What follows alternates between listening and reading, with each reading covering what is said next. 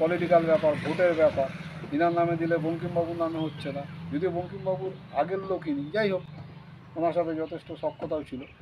তাহলে আমাদের হরি ঠাকুরের নামে কেন হবে না? হয় না। গভর্নমেন্ট এগুলো পলিটিক্যাল ব্যাপার, ভোটের ব্যাপার দরকার নেই, কারোর নামে হবে। আবার কিছু লোক আছে জীবনে যারা বেশি পড়াশুনো করেন, ছবি এঁকেই বিখ্যাত হয়েছে, তিনি বলে দিলেন দীনবন্ধুবাবু নাকি এখানে জন্মাননি। সে একটা জায়গা, ওইখানে আতুর ঘর ছিল, এটা ঠাকুরদা বাবাকে দেখিয়েছে, বাবা কাকার আমাদের দেখিয়েছেন। আমি বাইরে হয়ে আমি কিছু 10ই এপ্রিল বাংলা সাহিত্যে বিশেষ পরিচিত নাট্যকার ও কবি দীনবন্ধু মিত্রের জন্মদিন। তার স্মৃতি বইয়ের পাতায় থাকলেও ধ্বংসের পথে সাহিত্যিক দীনবন্ধু মিত্রের হেরিটেজ তকমা পাওয়া বাসভবন। হাই ফ্রেন্ডস, কেমন আছো তোমরা? আশা করছি তোমরা সবাই খুব ভালো আছো। আমার নতুন একটা ভিডিওতে তোমাদের সবাইকে ওয়েলকাম। আশা করব তোমরা সম্পূর্ণ ভিডিওটি দেখবে, আর ভিডিও দেখে কেমন লাগলো অবশ্যই কমেন্টে জানিও। বনগাঁ মহকুমার অন্তর্গত গোপালনগর থানার চৌবেরিয়া গ্রামে দীনবন্ধু মিত্রের বাসভবন। 13 কাঠা জায়গা নিয়ে এই বাসভবনটা ধ্বংসের পথে গিয়ে বসেছে। বনগাঁ শহর থেকে প্রায় 22 কিলোমিটার দূরে এই বাড়িটা, আর আমরা সেদিন পৌঁছে গিয়েছিলাম সবাই মিলে। নীলদর্পণ নাটক ভারতের স্বাধীনতা সংগ্রামের ইতিহাসে অন্যতম দলিল হয়ে আছে, কিন্তু তার স্রষ্টা প্রখ্যাত সাহিত্যিক দীনবন্ধু মিত্রের ভিটেই আজ মুছে যেতে বসেছে। গোপালনগরের চৌবেরিয়ায় দীনবন্ধু মিত্রের বাড়ি, আর সেখানে গিয়ে আমরা যা দেখলাম, কি বেহাল পরিস্থিতি হয়েছে এই বাড়িটার। ইটের পাঁজর বেরিয়ে রয়েছে, দেয়াল বেয়ে ঝুলছে বট অশ্বত্থের সারি। দীনবন্ধু মিত্রের নামে স্কুল, কলেজ, রাস্তাঘাট হলেও ওনার বাড়িটার কি অবস্থা। অনেক বছর আগেই প্রায় 2010 সালে এই বাড়িটা হেরিটেজ হয়েছে, কিন্তু হয়নি এর কোনো রক্ষণাবেক্ষণ বা কোনো সংস্কার। হেরিটেজ বাড়িটি অবিলম্বে সংস্কার না করা হলে একসময় হারিয়ে যাবে এই ঐতিহাসিক স্মৃতিটুকু। একটা ভয়, একটা আতঙ্ক, বা এই কথাগুলো বলা যাবে না, বললে সবাই কি মনে করবে, এই সব চিন্তাভাবনা করেই কিন্তু আজকে এই বাড়িটা প্রায় ধ্বংসের পথেই চলে গিয়েছে। বাম আমলে 2010 সালে বাড়িটাকে হেরিটেজ ঘোষণা হয়েছিল ঠিকই, কিন্তু এতগুলো বছর ধরে কোনো কাজই হয়নি, সেটা তোমরা কিন্তু দেখতেই পাচ্ছ বাড়িটার এখন সঠিক কী হাল। আমরা যখন এই বাড়িটাতে গিয়েছিলাম, মানে 10ই এপ্রিল ওনার জন্মদিনের দিন যখন আমরা ওনার বাড়িতে গিয়েছিলাম, তখন ওনারই এক বংশধরের সাথে আমরা কথা বলেছিলাম। তার মনে অনেকটাই কিন্তু ক্ষোভ ছিল, আর হওয়াটাই কি স্বাভাবিক নয়?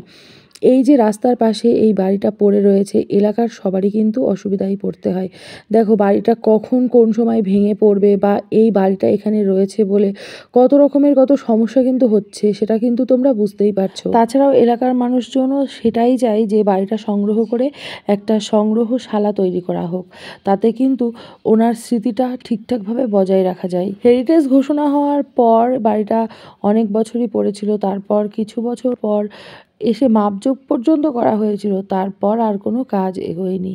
তাহলে বুঝতে পারছো সমাজের পরিস্থিতি ঠিক কোন জায়গায় গিয়ে পৌঁছেছে। ভাবতেও কিন্তু হাসি পায়, তাই না?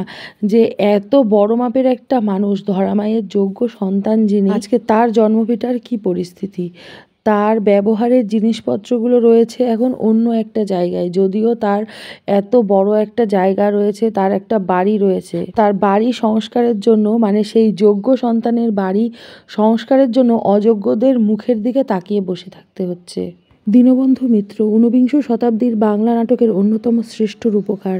যমুনা নামে ক্ষুদ্র নদী এই গ্রামটাকে চারিদিক থেকে ঘুরে রয়েছে, সম্ভবত ওই জন্যই এই জায়গাটার নাম চৌবেরিয়া। সেই যমুনা নদীটাও কিন্তু এই দীনবন্ধু মিত্রের সাথে ওতপ্রোতভাবে জড়িয়ে আছে। চারিদিকে ওনার ইতিহাস বা ওনার স্মৃতি ধরে রাখার জন্য অনেক কিছু হয়েছে, কিন্তু ওনার যে বাড়িটা, সেই বাড়ির আজকে কি অবস্থা। আর গভর্নমেন্টের কোনো সদিচ্ছা নেই, পরিষ্কার কথা। আমি এটা খুব ইয়ে করি, ওরা বলে আমরা জমি দিতে চাইছি না, আমরা এক পা বাড়িয়ে বসে আছি জমিটা দেওয়ার জন্য। জমিটার মালিকানা আমাকে, আমরা যে দেবো কাকে দেবো? গভর্নমেন্ট হেরিটেজ ঘোষণা করেছে 8 সালে, গভর্নমেন্ট তাই তো শুনেছি যে আবার একটা গভর্নমেন্ট এলো, সে হচ্ছে বলতে কিচ্ছু। স্কুল থেকে একটা অনুষ্ঠান করে, আমরা আমাদের মতো সকালবেলা উঠে মালা ফালা দিলাম, স্কুল থেকে একটা আগে একটু আসতাম, আসিনি কিছুই না। আমরা বলেছিলাম আমরা জায়গাটা দিচ্ছি একটা বাচ্চাদের খেলাধুলোর জায়গা, ঘরটাকে সংস্কার একটা লাইব্রেরি হোক, আমার ব্যবহৃত জিনিসগুলো ওখানে থাকবে, লেগে দেখি। আর ওনার ব্যবহৃত জিনিসগুলো কোথায় রয়েছে এখন আছে মানে কার কাছে থাকবে এটা নিয়ে যখন ইয়ে হলো, তখন বঙ্গীয় সাহিত্য পরিষদে সব রাখা আছে। এটা হলে তো ওখান থেকে আনা যায় না। আর একটা শোট ছিল না তরবারি, সেটা আমাদের এক সুনীল দা, উনি মারা গেছেন, ওনার কাছে ছিল। আর বাকি সব বঙ্গীয় সাহিত্য পরিষদ। গভর্নমেন্টের সদিচ্ছার এত অভাব বলে লাভ নেই, বলতে খারাপ। আইও দুটো চ্যানেল এসেছিল, সিএনএন আর একটা, এমনি তার মানে ওনার ব্যবহৃত জিনিসপত্র সবই আছে। মোটামুটি সব আছে। বঙ্গীয় সাহিত্য পরিষদও দেওয়া হয়।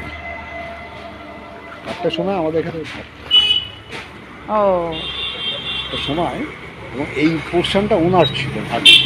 ওনারা অনেকগুলো ভাই ছিল তো, এইখানে একটা বিল্ডিং নষ্ট হয়ে গেছিলো, ভাঙা হয়ে গেছে, ও পাশে তো চারিদিকে রাউন্ড দিয়েছিল, এক একটা ভাইয়ের এক একটা, ওনার ছিল এইটা। হুম। তো যাদের মানত মূল্যে কাজ হবে তাদের তো নড়ে না। এখানে জনপ্রতিনিধি যারা হয় তারাই কিছু বলে না। ইভেন্টে একটা মালা দিতে আসার সময় হয় না, অথচ ইলেকশন পিরিয়ড এসছে এখানে মালা দিতে। শিক্ষার অভাব আছে, আমি তো পরিষ্কার কথা বলছি, শিক্ষার অভাব আছে। একটা আশ্চর্য জিনিস দেখুন, কোনো পলিটিক্যাল পার্টির আজকের দিনে দাঁড়িয়ে আমি আপনি বললে হবে না, খুব প্রভাবশালী লোকেরা, এই পলিটিক্যাল পার্টির লিডাররা চুপচাপ বসে আছে বছর পর বছর যাতে কেউ কিছু, এইটা নিয়ে কেউ কিছু না। ব্যক্তিগতভাবে জানিয়েছেন? হ্যাঁ হ্যাঁ, আগে শুনুন, যখন হেরিটেজ হয় হওয়ার পরে সেটা তো গভর্নমেন্ট তাড়াতাড়ি চলে গেল, যাই হোক, তখন আবার আমার ছোটো ভাই ইভেন রাজ্যপাল পর্যন্ত গেছে, এবং লাস্ট স্টেট ইউনিভার্সিটি হচ্ছে বিনার নামে হচ্ছে। এইটা শোনার পরে বঙ্কিমবাবু ফ্যান বললো, তাহলে উত্তর চব্বিশ পরগনা হলে আমরা দাবিদার। লাস্ট দাবিদার হলো আবার হরিচাঁদ গুরুচাঁদের মতো। হ্যাঁ, তখন গভর্নমেন্ট দেখলো কারোর নামে দরকার স্টেট ইউনিভার্সিটি। অ্যাকচুয়ালি প্রথমে রাজ্যপালের সই টই করে, মানে আমরা অ্যাপ্লিকেশান করে ফরওয়ার্ড করতে হতে রাজ্যপাল ফরওয়ার্ড করে পাঠিয়েছে। পলিটিক্যাল ব্যাপার, ভোটের ব্যাপার, ইনার নামে দিলে বঙ্কিমবাবুর নামে হচ্ছে না, যদিও বঙ্কিমবাবুর আগের লোকই যাই হোক, ওনার সাথে যথেষ্ট সক্ষতাও ছিল। হরিচাঁদ গুরুচাঁদ ঠাকুরের মতুয়া সম্প্রদায়ের ভক্তরা বললো, তাহলে আমাদের হরি ঠাকুরের নামে কেন হবে না, হয় না। গভর্নমেন্ট দেখলো পলিটিক্যাল ব্যাপার, ভোটের ব্যাপার দরকার নেই, কারোর নামে হবে। তারপরে ধরুন, যেমন Umapada Chatterjee, principal secretary cultural department, government of West Bengal, 14 সালে আমি নিজে দেখা করেছি। বাঁকুড়ার লোক, ভদ্রলোক ভীষণ ইন্টারেস্টেড ছিলেন ব্যাপারটা, নিজে এলেন, আমি আই শ্যাল ট্রাই মাই লেভেস্ট বেস্ট। প্রিন্সিপাল সেক্রেটারি, কিন্তু লাস্ট ক্ষমতা তো মন্ত্রী আছে, খুব ইয়ে করলেন, হ্যাঁ হবেই। তারপরে আস্তে আস্তে উনি চলে গেলেন, হয়ে গেল এই সেই, কোনো কিছুই কিছু। আমরা ওই পর্যন্ত যোগাযোগটা রেখেছিলাম, তারপরে উনি চলে গেলেন, তারপরে গভর্নমেন্ট লেভেলেও যোগাযোগ করেন। এ তো হেরিটেজ হয়ে গেছে, এবং গভর্নমেন্টে খালি আমাদের কাছ থেকে রিটেনটাও নিয়ে আসে। আমরা তো সবসময় বলছি আমরা দিতে রাজি আছি, জমিটা একটা সার্ভে করুন, করে আপনারা নিয়ে নেন, নিয়ে এখানে একটা কিছু করুন। আবার কিছু লোক আছে জীবনে যারা বেশি পড়াশুনো করেন, ছবি এঁকেই বিখ্যাত হয়েছে, তিনি বলে দিলেন দীনবন্ধুবাবু নাকি এখানে জন্মান। কথাটা শুনে কোথায় জন্মেছে তাহলে? দাঁড়ান, আমার বাবা ঠাকুরদার কাছে জেনেছে, ঠিক এই বাড়িটার শেষের দিকে ওই আম গাছটা দেখা যাচ্ছে, ওর নিচে একটা জায়গা, ওইখানে আতুর ঘর ছিল। এটা ঠাকুরদা বাবাকে দেখিয়েছে, বাবা কাকারা আমাদের দেখিয়েছেন। আমি বাইরে ভাই, আমি কিছু নিউ টাউন কলকাতা ডেভেলপমেন্ট অথরিটিতে চাকরি করেছি। শোভা প্রসন্ন ওখানে বিশাল দখল করে উনি ছবি টবি আঁকেন, বসে আছেন। তা আমি ওই অফিসিয়াল কাজে গেছি, কথায় কথা আমার খুব রাগ আছে। ও নাকি বলেছে উনি এখানে জন্মাননি, কৃষ্ণগড়ে তুমি ভাড়া বাড়িতে থাকতেন, ওনার সার্ভিস লাইফ, ওনার জন্মটা তো এখানে। উনি এখানে এই ঘরগুলোতে নিচু তক্তা বসে নীলদর্পণ লিখেছেন। এখান থেকে তখন যাতায়াতের পথ ছিল, যমুনা খাল আছে, যমুনা নদী তো নেই এখানে, তাতে নৌকায় বসে বসে লিখেছে। কোথায় সেই জায়গাটা?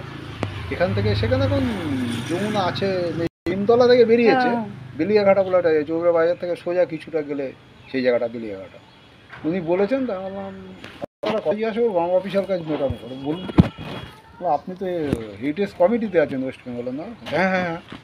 তো আপনি না জেনে শুনে মন্তব্য করেন কেন? আপনি দীনবন্ধু মিত্র সম্পর্কে যে মন্তব্যটা করেছেন, আপনি কি জানেন আপনি কথা বলেছেন যাতে কাজটা পিছিয়ে গেল? কী ভুল বলেছি? আমি আমার জন্ম ভিটা কোথায়? কৃষ্ণনগর।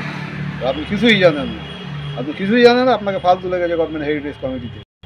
আমি তার পপুত্র হিসেবে দাবি নিয়ে বলছি, চৌবিরা জন্ম ভিটা আপনি গেলে আপনাকে দেখিয়ে দেবো। খুব রেগে গেল, আর আপনার আগের আমি ধারধারি না। আমার পূর্বপুরুষ যদি কিছু করে থাকে, গভর্নমেন্ট মনে করলে করবে, ওটা করে আমাদের হাড়ি চড়বে না, আমরা চাকরি বাকরি করে খাই। পরিষ্কার কথা শুনুন, আপনার একটা কমেন্টের জন্যে জিনিসটা ব্যাক হয়ে এসছে, তাহলে চৌবিরাতে কেন হবে? ঠিক এই একটা ল্যাঙ্গুয়েজ, একটা ভুলের জন্য আপনি একটা ভুল করেছেন, তার পেনাল্টি টোটাল এলাকাকে দিতে হচ্ছে।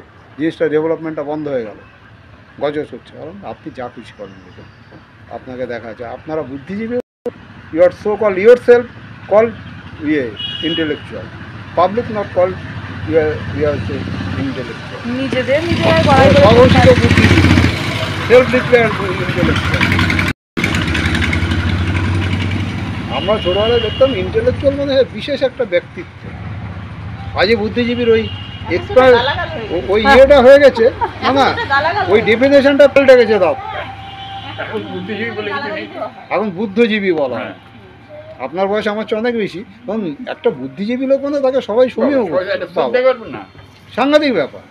আজ এরা হচ্ছে বুদ্ধিজীবী, সে নিজেই জানে না সে বুদ্ধিজীবী। হেরিটেজ কমিশনের ইয়ে একজন মেম্বার। হ্যাঁ, বিভিন্ন জায়গায় দেখি বক্তৃতা মঞ্চে উঠছে, আর একজন শিক্ষানুরাগী বক্তৃতা করবেন, তাকে আমি চিনি, তিনি জীবনে কোনোদিন শিক্ষার কোনো ধার ধারেন না, তিনি এখন শিক্ষানুরাগী হয়ে গেছেন। আগে হাই স্কুলে একটা কোর্স হ্যাঁ থাকতো, ছিল। হ্যাঁ, শিক্ষানুরাগী পার্সোনাল লিস্টে পিআই ক্যাটাগরিতে গ্র্যাজুয়েট, মিনিমাম গ্র্যাজুয়েট হলে দাঁড়াতে পারবে। একজন ডাক্তার, একজন ডাক্তার, একজন ওই ইয়ে আর কি, মানে শিক্ষানুরাগী পিআই ক্যাটাগরি পরে দুজন করেছিল। এখন সেই পোস্টগুলোই সব তুলে দিয়ে। এখন তো খেটে খাওয়া মানুষ আসবে। হ্যাঁ, এখন তো কমিটি করে দিয়েছে। এখন যা যে যখন পাহাড়ে মানে থাকবে দাদা সে আপনার সর্বনাশে শেষ মাত্রায় চলে গেছে, আর বলে লাভ নেই, এ নিয়ে ব্যাখ্যা করে আর লাভ নেই। এই কি কোন এডুকেশনটা কোথায় নিয়ে গিয়ে দাঁড়িয়েছে বলুন তো? চরম জায়গায়, চরম যায়, চরম জায়গায়। তাই না? ওটা তো একটা করাপশনের দিক আছে। আর একটা দেখুন, আজ পর্যন্ত আমাদের দেশে স্বাধীনতার এত বছর পর একটা সঠিক শিক্ষানীতি প্রণয়ন হলো না। না। আজকে বলছে অনার্স 2 বছর 3 বছর, কাল বলছে এবারে 4 বছর করে দিয়েছে। হ্যাঁ, এ কি? প্রতি 3, 4, 5, 7 বছর পরে একটা করে কমিটি বসাচ্ছে, তারা একটা রায় দিচ্ছে, চালিয়ে দিচ্ছে।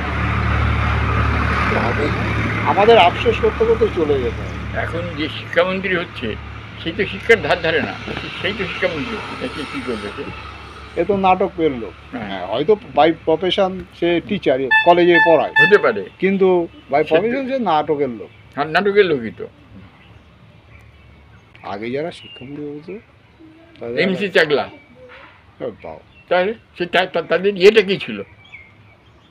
তখন যারা তবে- সেন্ট্রাল তবে- স্টেটে তবে- মিনিস্টার হতো না, হ্যাঁ, তাদের একটা কি তবে- বলবো, একটা কোয়ালিটি ছিল।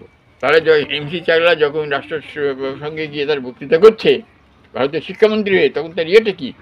তো দেশের সম্মান ছিল। তাহলে তখন সে ছিল শিক্ষামন্ত্রী বলা যেত। আর এখন কি?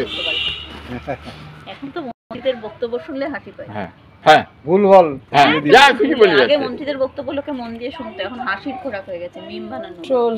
হ্যাঁ, তো কি হাসির করবে? খোরাক, উল্টো পাল্টা বলে। আপনি জানেন যে দিনরাত 24 ঘন্টা, সে বলেছে 36 ঘন্টা, তো আপনি আসবেন না, কি করবেন? ব্যাপারটা তো এরকম দাঁড়িয়েছে।